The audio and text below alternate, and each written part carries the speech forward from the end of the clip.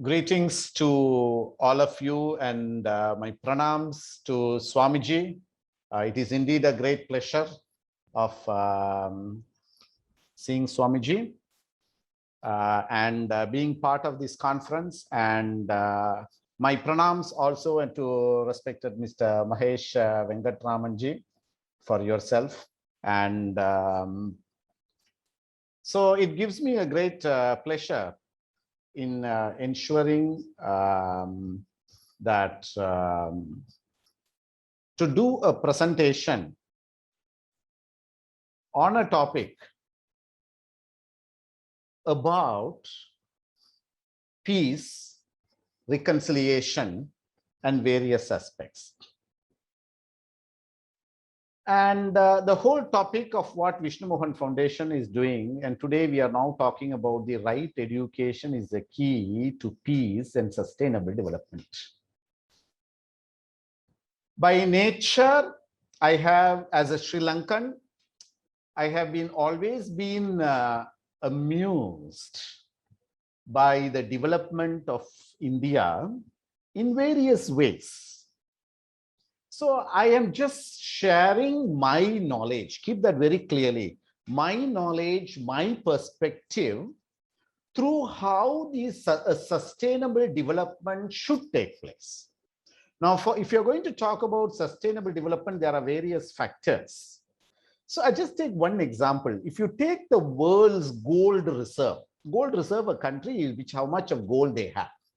So if you take USA, United States of America, it has about 8,133 tons of gold. If you take Germany, it has about 3,359 tons of gold. Same way, Italy has about 2,452 tons of gold, and France has 2,436 tons of gold. And India has about 704 tons of gold, and which is in the 9th place.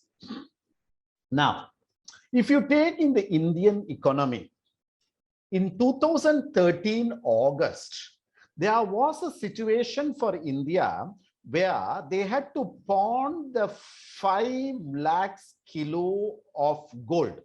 At that time, they had around something like 5 kilos, 5 lakhs of kilos and 5 lakhs and 75,000 kilos of gold was there. But there was a situation where they had to pawn it. But you will see this happened in 2013 August. And you will see by June 30th, 2021, that is, we are speaking of an year of now, from 2013 to 2021, where we had about 2 years of various issues regarding this COVID and everything, but still they were able to get 705 tons of gold, plus at the same time they were also able to recover the previous 5 lakhs of gold. How does it happen? Because if you see in the world economy, a country which has been having taking so much of gold, pawning it, and still able to recover it in a very short duration. What does that idea give? Even if you see the progressiveness, because we are talking about the development. So if there is a development happening, there already is a very good educational system which is there. If you just take the economy of India, where it is now, if you take in the economy process, from the 10th place, it has progressed to the 6th location now. If you take in the vehicles, it was earlier in the 7th place. Now it has now progressed to the 4th place. And in front of that, Japan is there, America and China is there. If you take the mobile, in the production of the mobile, it was earlier in the 12th place. And now it is in the 2nd place and China is in the 1st place. If you take the electricity, it was earlier in the 4th place. And now it is in the 3rd place. And whereas China and America is ahead. If you take in steel, earlier it was in the 4th place, and now India is in the 2nd place, whereas China is ahead. Even if you take in sugar industry, it has pushed Brazil, and India is now placing in the 1st location. The 1st place is where India is.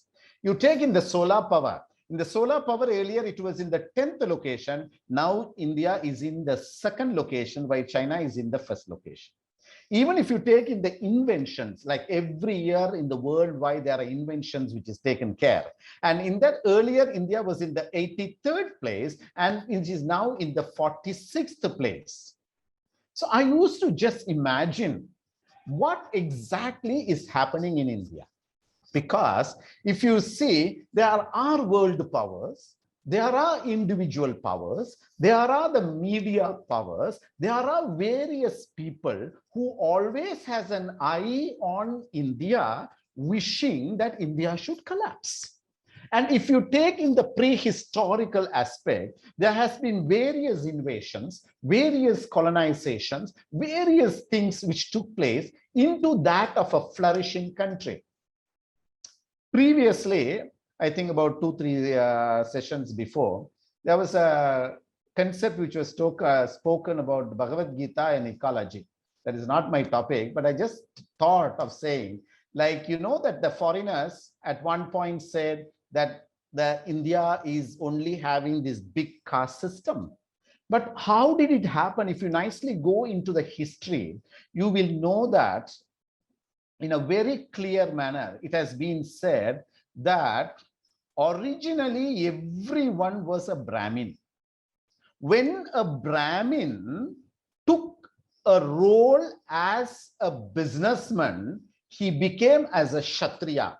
Same Brahmin who took the responsibility of protecting the nation became a Kshatriya. And the same Brahmin, when he took the responsibility of the development of that country, he was called as the Vaishya. It's a progression. So it can happen from the Brahmin to the Vaishya, Kshatriya to Vaishya, or it can even happen directly. And a Brahmin, a human being, when he took the responsibility of all the other aspects, not the development, not the protection, because apart from these two, all the other areas was called as Sudras. That's what. There was no need, there was no differences in that. But what happens? It was the Britishers, it was the foreigners who created that mindset in the mind that there is a huge, big differences. So here what happens, every one of us knew that how the system was evolved. Even I was so amazed in recently in the United Nations General Assembly, your Prime Minister, His Honorable Prime Minister Narendra Modi, when he was speaking, various countries were speaking. What was he, like at the end of the conclusion, what was he talking about? He was talking about using the word 27 times about growth. He was talking about 23 times, he was using the word of democracy. He was using about 18 times the words of science, 37 times of vaccine, and 1 time about God. So he is completely focused.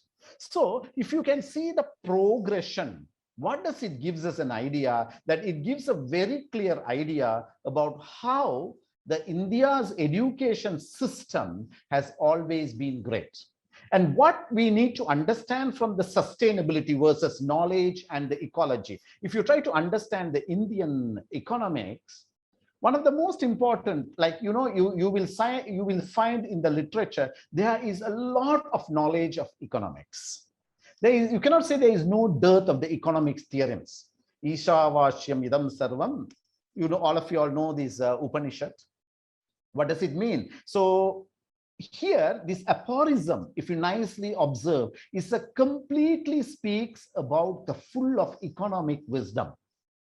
It can be also, you can even take it as a spiritual declaration. But the principal theories of this is, it speaks about the modern socialist economics, and that is what is contained in this Upanishad prescription. If you go even deeper, Ishavasam Yidam Sarvam, what it says, the whole world is pervaded by the Lord. And what does it say? When you say it belongs to the Lord, it proclaims the equality of everyone. What it says? It says, in one meaning, you will say it enjoy it by renouncing. But what does the other inner meaning says? It says about it awakens our responsibility towards the natural resources. This is not just different from what the modern environmentalists are speaking about. It gives the correct meaning that about the nature, our duty towards it.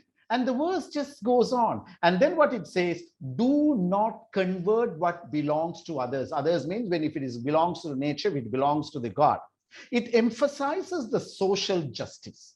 And you will see that is all referred in the based on the all the scripture. You even take the Purusharthas. What does it say in the Indian tradition? Artha. Artha means it speaks about wealth. It speaks about enjoyment. How an individual has to take care of the wealth, how to preserve. That is the Artha, Kama.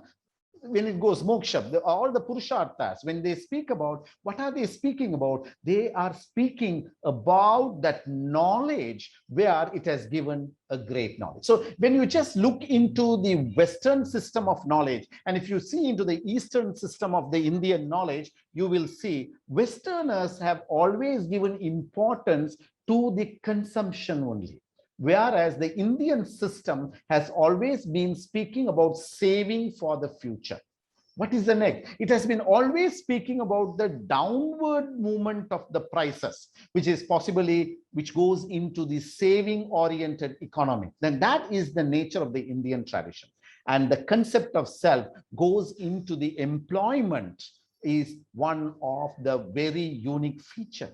And also if you take on the concept of pricing, now, world, it always deals with price. So in the Western economies, they always had a struggle for a long time for evolving many of the concepts, which has now become as very common. For example, I will tell you, like great thinkers like St. Thomas Aquinas from the 13th century to the Adam Smith and Ricardo Greppel, if you just take their definitions on pricing, what has they spoke about? And if you even take only later on, where the Karl Marx was able to give a very clear, refined concept. But if you take in the Kautilya Shastras or Shukracharya, Shukranidhi, 2000 years ago, the principle has been very precisely dealt with the component of the pricing. Even components like the factors like the wage and rate of interest has been dealt with it very clearly. So it will be very important that we need to know when it comes into the philosophy, whether it is coming into the economy or whether it is coming into that, the Indian original knowledge system, which starts from the Vedic period. And or we can say that there is a Vedic knowledge system and there are various other knowledge systems also in India, which is coming up. So all that knowledge system has given a depth of knowledge for the sustainability and for the growth of India. And even if you see in the Sukracharya has enriched that the gradual decreases in the price of a commodity is a sign of a successful or an economy which is of a very healthy condition. Same way, all of you know, even in the Shanti Parva of the Mahabharata, it has been very clearly mentioned when a low level of taxation is in implementation, that country is having a great healthy country. So how does the whole picture comes when you go into the economy? So you have an Indian economy, you have a capitalist economy, you have a Marxist economy. If you're going to talk about the Indian economy, what do they focus? They focus on the private property. They speak about the self-employment. They speak about the rational price for goods and services. If you go into the capitalist economy, what does it say? It speaks about the private property. It speaks about wage-based employment, and it speaks about monopoly and determinization of the price. And if you just take the Marxist economy, it speaks about the abolition of the private property. It speaks about the state-determined employment and state-controlled prices. So here you will also see, if you take a man of an, we generally call as an economic man or a woman, economic man was an Indian man's concept. What is the basis of a life in an economic man of a Western aspect? He desires. But when it comes to an Indian man or an Eastern man, he speaks about necessities. When you take the goal, he has something which is his goal will see on the consumption. But whereas in Indian perception, it goes on self-realization. When you take it as a social policy, they take it as a competition in the Western system. But if you take it in the Indian system, it speaks about the corporational system. That is what you will see. India has the highest amount of corporate groups. And also, if you think about the freedom, it speaks about enjoyment. The Western system, when they speak about freedom, they speak only about enjoyment. But if you take in the Indian system, they speak about the evolution. So like that. So what is the definition of poverty? We are all talking about sustainability. So here, poverty, they had Indian system had two basic principles. What was that? The one is that which an individual who cannot afford, that is an environment which was unfavorable to an evolution of an individual, remaining segregated from the rest of the society and cherishing values which are at the variance with the others. So this was the primary aspect of the poverty. The second, external poverty only, which means of the less consumption of certain necessities, malnutrition, shortages of housings, education, being engaged in largely in primary level of occupations without participating in industries of high productivity. So here, what we need to understand that always the Indian economy system has always given a great knowledge. So from the beginning, from the starting point till now, what has been done, the Indian economy policies has always been a great success. And that is the reason why even today, even when India was undergoing various economic issues, still the Western powers are always having an eye. So understanding this whole nature, the principles of the Indian economy. So when you say of the Indian economy, there are various factors which is involved. So there is the influence of the Hinduism, there is the influence of the Buddhists, there is the influence of the Jains, there is also influence of the Christianity, there is always influence of the Islamic people. So it has been as of a growth of thing, but the foundation of the principal knowledge of development, equality, and all these things, India has always been of a great, amazing entity. So once again, I thank Swamiji for giving me this opportunity. I'm not sure whether I spoke relevant to this topic or relevant to the theme of your conference, but I still say this is what I thought I would like to share with you, and thank all the Vishnu Mohan Foundation members for organizing this conference in a greater and a best way. Thank you very much.